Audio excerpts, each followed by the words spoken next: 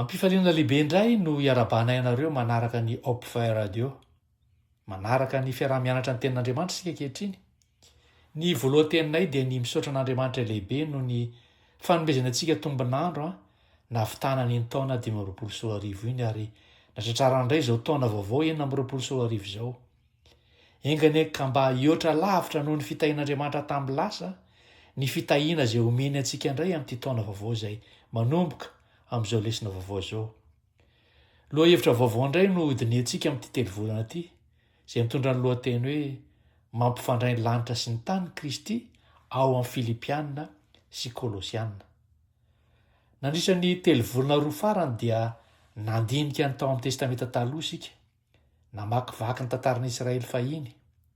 Ankehitriny kosa dia mizotra makany amin'ny testamenta vaovao isika, ary amin'ity andian'ny fianarana izay ho avy ity dia ho resahantsika betsaka ny fanandraman'ny apôstôly Paoly izay mpanoratra ireo epistily roa ireo. Ry mpiara-mianatra malala, ny lesontsika androany dia natao ho an'izay rehetra fananontany hoe Tompo, aiza ianao rehefa sarotra izany fiainana izany? Satria tokoa manko indraindray ny fotoan-tsarotra dia toy ny varavarana mihidy, toy ny fahatarana, toy ny sazy, toy ny fonja. Kanefa ahoana raha lasa pilipitra ilay fonja? Ahoana raha ilay toerana tsy nifodianao no toerana ampiasain'Andriamanitra tsara indrindra? Ny namanareo mpanomponareo Dr Jean-Jacques Andriamparany no manolotra ny fandaharana eto ankehitriny, izay marena hatrany fa tsy mpampianatra akory ny tenako fa mpiara-mianatra aminareo ihany. Mialohan'ny hanombohantsika izao fotoana izao dia manasa anao ary hiara hivavaka isika.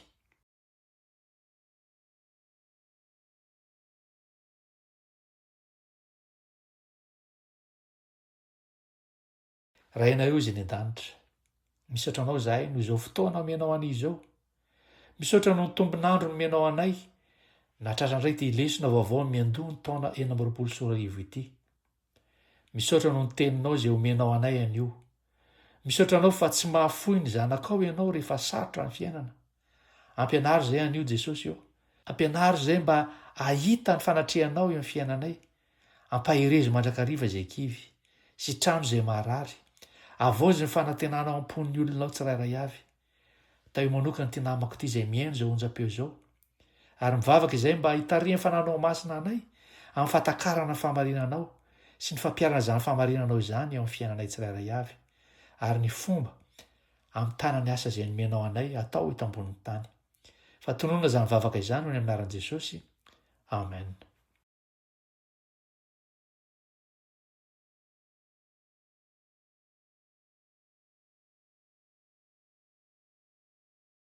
Eny ary, lesona ny ity dia mitondra lohateny hoe enjehina nefa tsy nafoy. Ary tena miresaka amin'ny apôstôly Paoly izy io, satria efa fantatsika mazava ho azy fa apôstôly Paoly nanoratra ireo taratasy ho an'ny fiangonana tany Filipy sy Kolosy ireo. Saingy nanoratra azy ireo tany am-ponja izy. Noho izany hijerentsika hoe inona avy ny tontolon'ireo lesona ireo, ka tsy hianatra ny votoatiny isa-tokony isika amin'ny ity fa hanome ny tontolon'ireo lesona izay ho avy ianarantsika. Taizy Paoly, nanao ahoana ny toe-pahasalamany, nanao ahoana ny fiasan'ny fiangonana miaraka aminy tamin'izany toe-javatra izany. Lesona amin'ny ity dia hijery ny fanoloran-tenan'i Paoly amin'ny asa misionera na dia eo aza ny fanenjehana, ary ny fomba fiasa stratezika nataony amin'ny asa fitoriana filazantsara. Ho zaraintsika telo ity lesona ity araka ny fanaontsika mahazatra. Ny fizarana voalohany dia izao hoe na ny fonja aza dia pilipitra.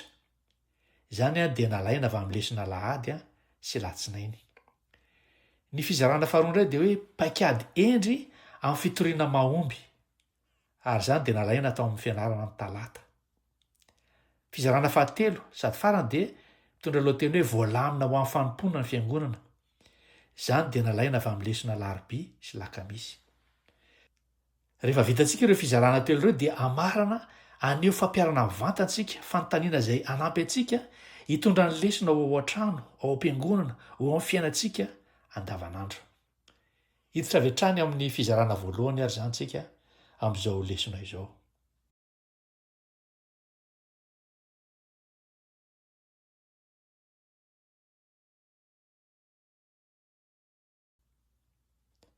Ny fizarana voalohany dia nampitondrany lohateny hoe na ny fonja aza de polipitra. Ity fizarana voalohany ity ry mpiara-mianatra malala de maneho fa ho an'ny Paoly na ny fonja aza de pilipitra. Nalaina avy amin'ny lesona lahady sy latsinainy zany. Tsy namela ny toe-javatra izay misy azy, andidiny amin'ny fanomponan'ny tompo izy. Ny testamenta vaovao mazava ho azy dia ny apôstôly Paoly no nanoratra ny ampahany be tamin'izany, ary taratasy ho an'ny olona manokana na fiangonana izay nampiny natsangana ny akamarony. Fa saingy ny adinontsika indraindray dia hoe tamin'ireo taratasy ireo maro no nisoratana avy tao anatin'ny efitra figadrana. Raha ny marina fantatra amin'ny anarana hoe epistiliny fonja, ny epistiliny Filipianina, Kolosianina, ary koa ny Efisianina sy Filemonina. Izy rehetra ireo dia miresaka momba ny nahatanem-ponjana azy, na miresaka momba ny gadrana matorana azy, na ny fomba nandrarany fepetra azy tsy amanga andreo fiangonana ireo, na dia teo aza ny faniriana andeha ho any. Mahavariana tokoa, ireo epistily ireo dia tsy milaza mazava ny toerana ny gadrany. Tsy nataony hosakana amin'ny asa ny figadrany, na ny toerana misy azy, na ny fahasahiranany. Tsy nanao hoe iteny toe-javatra misy zay misakana azy tsy hanao zavatra zany, fa milaza fotsiny izy hoe ambasadora aho ho an'i Kristy na dia voafatotra aza. Mahaliana ihany koa ry mpianatra malala no mahita fa rehefa mijaly sika kehitriny na dia kely aza, raha oharina amin'ny apôstôly Paoly dia tiantsika ho fantatry ny rehetra hoe atraiza ny hamafin'izany fijaliana izany. Tantaraintsika ny hoe sakafo mangatsika ho hanina any afonja, ny mangazo, tantaraina ny tsirariny, tantaraina ny antsipiriany. Paoly kosa teto tsy nifantoka tamin'izany na dia kely aza. Ny zavatra nataony foana dia ny mifaly, mieritreritra ny hafa, manoratra taratasy hampaherezana ny hafa, manomana fitsidihana manaraka ary mifantoka tanteraka amin'ny asa. Ny porofo anefa dia manondro mafy fa mety tany Roma noho ny gadrany. Antony roa no tena raisiny eto dia voalohany indrindra miresaka ny amin'ny Praetorium izay voalaza ao amin'ny Filipianina toko voalohany 17 izy izay ilazana ny lapa na ny toerana izay ambena ny miaramila manokana. Faharoa dia miresaka koa izy hoe ireo mpino ao amin'ny ankohonan'ny Kaisara. Izay rehetraizay dia manondro zany ny fifandraisana akaika amin'ny foben'ny ampira Romanina. Na efitra figadrana tena izy no nisy an'i Paoly, na fiatahana an-trano izay mbola figadrana ihany, izay maneho fa hoe voafetra ny fihetsika, misy mpiambina ary tsy afaka manao izay tiana atao. Dia izao, ho an'i Paoly dia tsy no heveriny ho fatarana na fanagejana amin'ny fanompoana izany zavatra izany. Toy milaza izy hoe eto tsika izao andeha hiasa. Tohizana foana ny asa na iza misy atsika. Ao amin'ny Efesianina toko 4:20 dia namaritra ny tena no ambasadora mpatorana i Paoly. Ka ny fantany fotsiny dia izao hoe ambasadora natsoan'Andriamanitra aho, mpitory mbola vonina ao amin'ny asan'Andriamanitra aho, fa izao fotsiny sendra voagaja fotsiny aho zao. Ary rehefa mijery ny zavatra nandalovantsika dia tsy zavatra kely akory ny ainan'ny apôstôly Paoly. Ny Koritianina 2:17-17 dia milaza ireo toe-javatra rehetra izay nandalovan'ny apôstôly Paoly.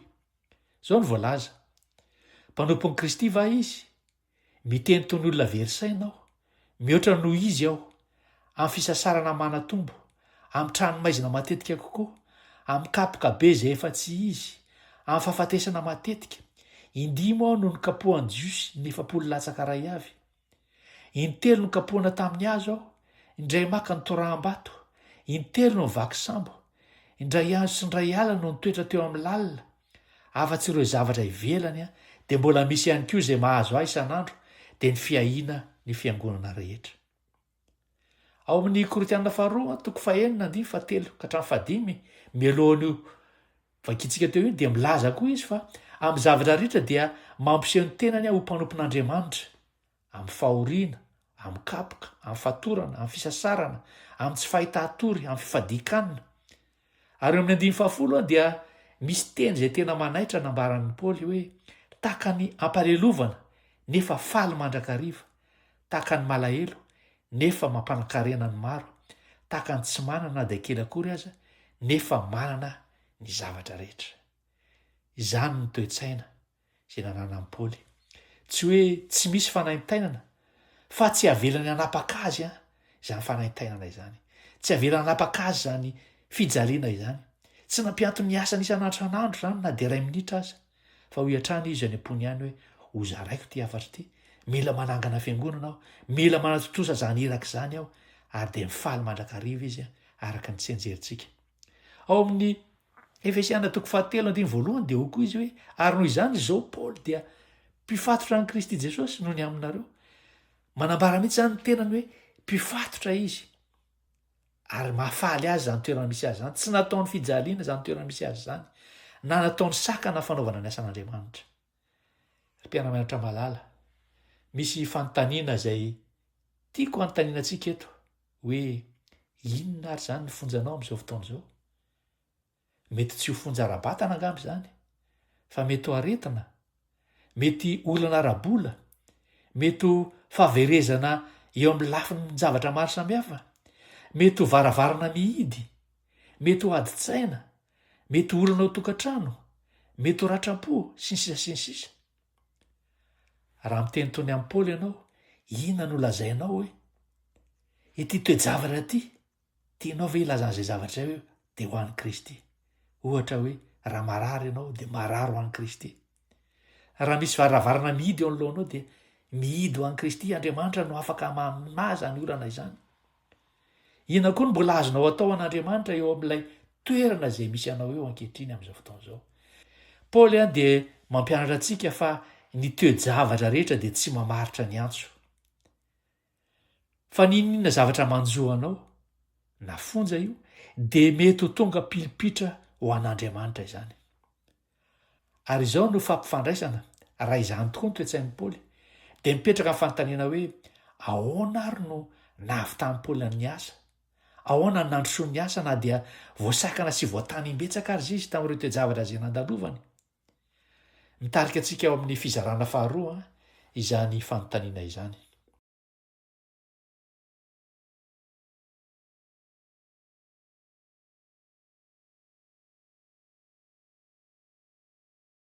Iroso avy hatrany amin'ny fizarana faharoa ny lesona ary zany tsika. Ny fizarana faharoa ny lesona dia manambara hoe pakady hendry amin'ny fitoriana mahomby. Ry mpiara-mianatra mahalala, tsara ho fantatsika fa ny fitoriana filazantsara dia mitaky pakady hendry raha tiana ny ahomby. Ty fizarana faharoa ty dia nalaina tamin'ny fianarana talata, ary zavatra izay aseho eto dia hoe raha misy olona mila mieritreritra tsara ny fomba natanterahana zavatra anankiray dia i Paoly izay olona zay miaraka amin'ireo zavatra isan-karazany izay natrehany. Ahoana no nandrosoany ny asany? Tsy hoe tamin'ny fotoana malalaka ihany rehefa afaka izy no nanao zavatra ho an'ny Tompo, fa i Paoly dia mpanao paikady mihitsy eo amin'ny fitoriana. Fantatra fa raha te hiasa tsara izy, raha tiany ny handroso ny asany, dia tsy afaka hiankina fotsiny amin'ny maha-eo azy amin'ny toerana rehetra izy. Tsy afaka ny tantana ny fivoriana rehetra izy, tsy afaka ny tory filazantsara rehetra izy, tsy afaka hanao ny fandarinana ny Baiboly rehetra izy, tsy afaka ny andeha amin'ny tanàna rehetra izy. Fa mila fijery stratezika zany, mila mpiara-miasa izay hahatonga ny asa hitohy hatrany na dia any am-ponja azy izy. Eto dia mila fanazavana. Afaka manao fitoriana ianao, afaka manao andehana fivoriana. Fa raha tiana ny mahomby izany fitoriana ataonao izany dia tsy afaka ny okisendrasendra fotsiny, na hoe tsy voalamina, na manao fotsiny izay tonga ao an-tsaina. Tsy afaka manantena vokatra lehibe ianao rehefa tsy manomana tsara. Raha amin'ny tontolon'ny raharaham-barotra aza ohatra dia tsy misy ny CEO amin'ny orinasa anankiray anantena vokatra raha tsy misy ny drafitra, ny dokam-barotra, ny fanomanana, ny fandaminana. Maika moa fa eo amin'ny afatra ny fitoriana filazantsara, tsy tokony hoe amin'ny fotoana farana sy ny atsasakadiny milohan'ny fotoana no anomanana an'izany. Fa tadidio tsara ny apôstôly Paoly, nisy ny sakana, nisy ny fonja, nisy ny loza izay natrehany, nisy ny fanenjehana, kanefa dia efa nanadrafitra izy efa napetraka. Ny ohatra lehibe amin'izany dia ny amin'ny asan'ny apôstôly toko fahenina amby folo andiny fasivy. Nahazo fitarena mazava avy amin'ny tompony apôstôly Paoly. Nisy fahitana izay niseho taminy no ny alina, nisy lehilahy makedoniana izay nitsangana ka ny fo dia niteny taminy hoe miampitaha ty Makedonia ka avonjeo izahay. Tsy tanàna tokana no tondroina tamin'izany Makedonia izany fa fatra anankiray midadasika tokoa. Ka tsy maintsy nieritreritra Paoly hoe eny ary ka ny Makedonia aho, fa ahoana no andreseko any Makedonia? Tsy nomena azy na tsy prieny na de kely aza tamin'ilay afatra, fa nomena fotsiny izy hoe makatnesa ty Makedonia de vonjeo izahay. Ilay fitodiana fotsiny no azony hoe Makedonia. Ary dia ny zavatra ilaina zany dia ny sain'ny mpanompo anankiray izay manao kajy, misafidy ny dingana arahana, mandinika ny loharano rehetra izay ilaina tanterahana an'izany toe-javatra izany, mandinika ny fotoana, mandinika ny fomba izay natanterahana azy. Ahitantsika fa ny fiditerana stratezika tokoa i Paoly dia Filipi izany. Hoy ny lesitsika hoe Filipi no tanàna lehibe indrindra tamin'izany ampahany Makedonia izany. Ny fametrahana fisiana kristianina manandanja tao amin'ny toerana io dia nafahan'izy ireo nitondra filazantsara tany amin'ny tanàna maro hafa ihany koa teo akaiky teo. Eo koa no ohatra momba ny Lidia izay hitantsika, vehivavy mpandraraha anankiray manan-kery izay nanome fitoniana sy fanohanana ny asa filazantsara, ka tsy nifidy toerana fotsiny ny Paoly fa nifidy fomba fiasa azahoana vokatra be indrindra. Ao amin'ny boky anankiray mitondra lohateny hoe Teachers Editions dia misy drafitra efatra izay mahavariana mampiseho paikady izay nataon'ny Paoly. Voalohany indrindra dia zao hoe nifidy tanàna manandanja izy anaparitahana mora kokoa ny afatra. Nampiasa fotoana anofanana olona ho amin'ny fanompony izy. Nanaraka ny fomba ho an'ny jiosy aloha izy. Nitazona fifandraisana tsy tapaka tamin'ireo fiangonana tamin'ny alalan'ny taratasy izy. Zay le fomba efatra izay tanterahan'ny Paoly tamin'io paikady io, amin'io fandehanana ny Makedonia io. Izany no mahatonga antsika hatakatra fa tsy hoe toe-tsaina fotsiny Paoly, fa fomba fisainana stratezika mihitsy no tao anatin'ny manontolo. Raha manomana asa fitoriana ary zany fiangonanao, inona ny fanontaniana izay tokony hapetraka mialoha? Tokony ho fantatra hoe aiza no anaovana azy, rahoviana no anaovana an'io, amin'iza, iza ilay ifantohana, amin'inona, inava ny fitaovana ampiasaina, ho an'iza, ary amin'ny fomba ahoana. Mila jerena daholo zany fitsipika rehetrarehetra izany ampiasana ilay paikady. Inona ihany koa amin'ny fiainanao no ataonao kisendrasendra, kanefa dia tokony ho ataonao voalamina stratezika tsara zay zavatra zay. Move ny fotoana, ny vola, ny fanompoana, ny fianarana baiboly, ny fitoriana, ny fanabeazana ny ankizy, ny fiainam-pianabadiana, ataonao kisendrasendra ve reny? Ataonao tsy voalamina tsara ve zany zavatra zany? Tsy ilana paikady. Mety misy fiovana toe-javatra toy tamin'ireny Covid reny ohatra. Mety misy an'ireny ve mampiseho fa mila fomba hafa sika? Inona ary zany no fomba vaovao izay tokony ianarantsika andratrarana an'izany asa fitoriana izany?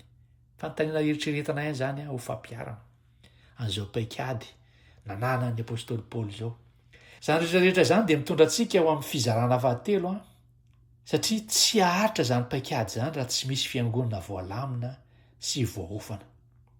Ary zay no fizarana fahatelo sady farany amin'izao lesontsika izao.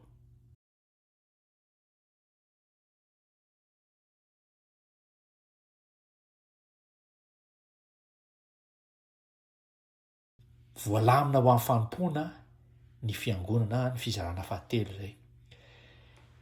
Ity fizarana fahatelo ity dia milaza fa ny iray amin'ireo laklen'ny fahombiazan'ny Paoly tamin'ny fitoriana filazantsara dia ny fanoloran-tenany amin'ny fandaminana ny fiangonana sy ny fanofanana ny mpikambana andresy fanahy.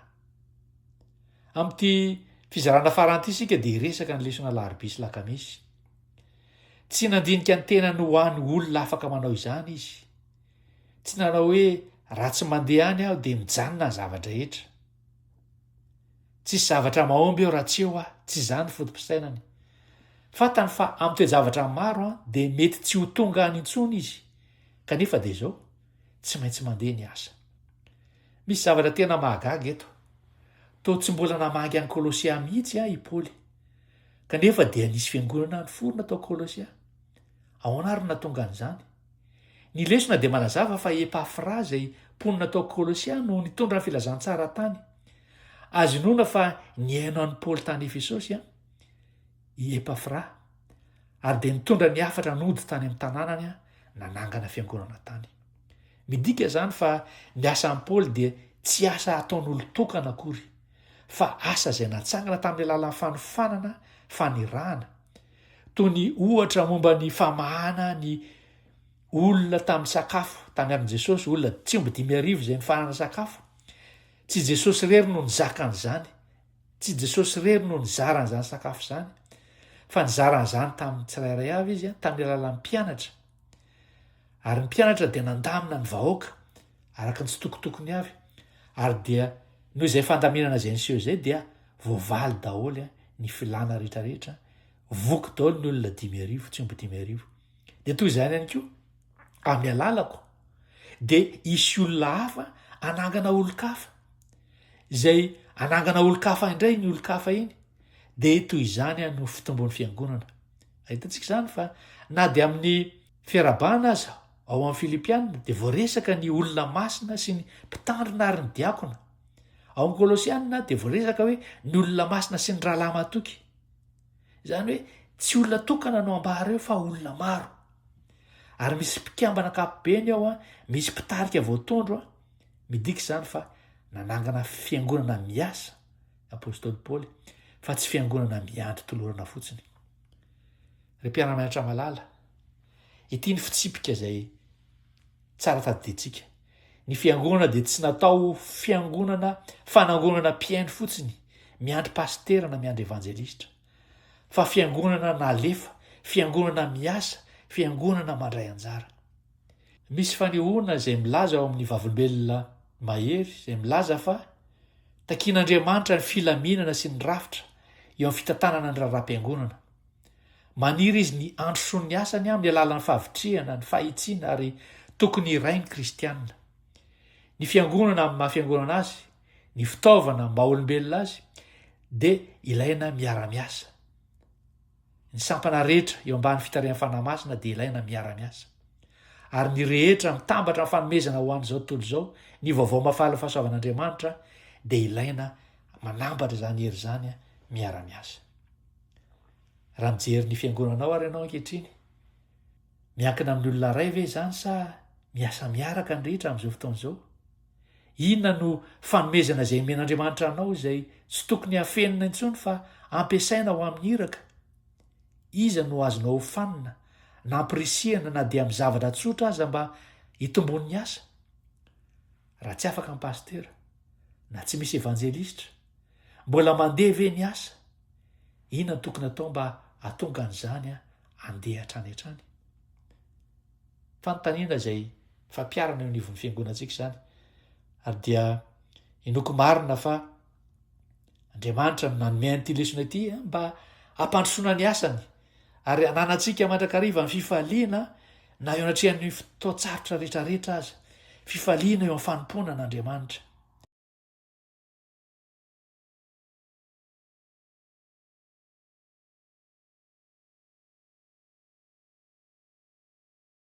Raha fitinina izany ny lesontsika tamin'ity anio ity dia izao hoe ho an'i Paoly na ny fonja aza dia pilipitra.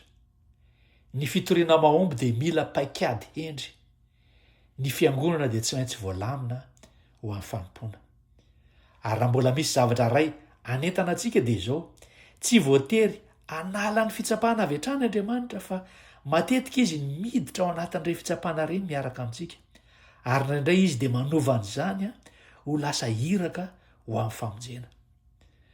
Ka raha miaino ianao anio, raha ohatra ianao anaty fotoan-tsarotra, aza miteny hoe inona intsony moa izany fa dia tapitra hatreo ny asako izany, tapitra hatreo ny fiainako, tapitra hatreo ny fanompoko aza miteny an'izany faoko toy ny apôstôly paoly tsika etotsika anio a dia andao hiasa aoka hitoetra ao am-po-mandrakariva ny teny hoe momba anao Andriamanitra na dia amin'ny fotoatsarotra aza ary aoka ho faly mandrakariva ianao eo ny reny toe-javatra rehetrarehetra faly mandrakariva anatanteraka ny asany zay indray ary zany ny lesona izay nianarantsika tamin'ity herinandro ity ka dia mampirisika antsika hatrany a ny andalina izany fianarana soratra masina zany amin'ny fandraisantsika isan'andro ny tenin'Andriamanitra ary amin'ny fahazotoantsika mianatra an'izany a tsy tapaka amararantsika izao fotoana izao a dia hiaraka hivavaka isika.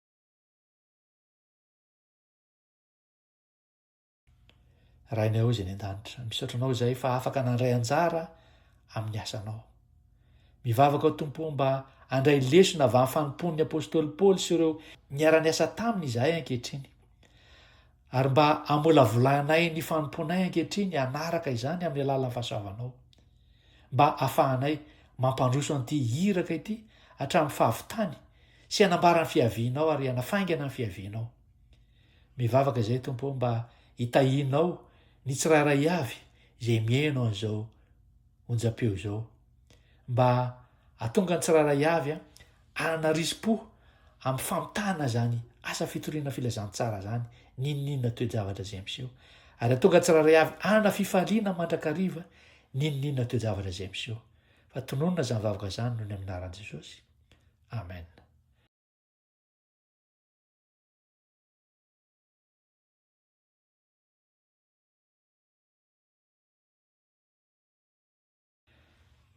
Misaotra antsika rehetra ny haino ny Hope Radio ankehitriny raha ohatra ka nampaheranao ty lesona ity a dia azonao atao ny mizara izany a amin'ireo namanao manaparitaka an'izany ka dia mametraka ny mandram-pionana indray aminareo amin'ny fotoana manaraka miorena tsara amin'ny tenin'Andriamanitra ampitomboy ny vavaka atsarovy fa enjehana ianao nefa tsy nafoy.